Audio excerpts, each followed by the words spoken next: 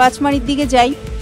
পাঁচমারিতে গিয়ে আগে হোটেলে চেক ইন করি, ফ্রেশ হতে হবে, তারপরে আবার পাঁচমারির যে ট্রিপগুলো সেগুলো শুরু করব, দেখাবো সেগুলো।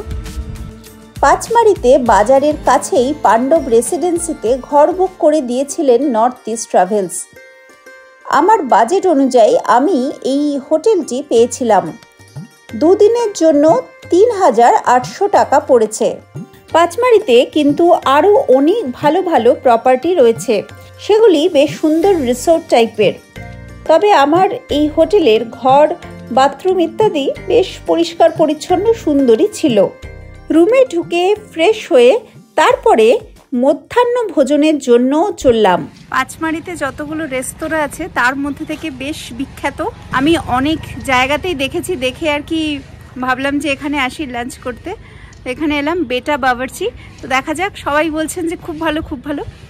ড্রাইভার দাদাও বললেন যে এখানে অন্য আরও 2-1টা রেস্তোরাঁ আছে, সেগুলোও ভালো, কিন্তু এটা বেশ ভালো আর কি তাদের মধ্যে। দেখা যাক কিরকম ভালো। সুন্দর ছিমছাম পরিবেশ এই রেস্তোরাঁর।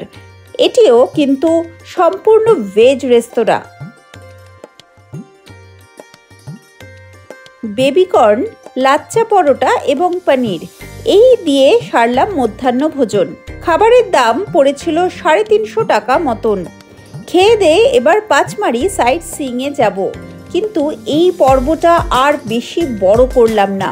পরের পর্বে আপনাদের পুরো পাঁচমারি শহরটা ঘুরিয়ে দেখাবো, সেই পর্বটা কিন্তু অতি অবশ্যই দেখবেন।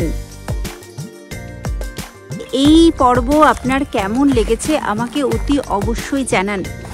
আপনার মন্তব্য আমাকে উৎসাহ দেবে এরকম অনেক বেশি ভিডিও আপনার কাছে পৌঁছে দিতে। ওয়াইল্ড ইন্ডিয়া ট্রাভেলসের কন্টেন্ট যদি ভালো লাগে তাহলে ফেসবুকে এবং ইনস্টাগ্রামে ফলো করুন।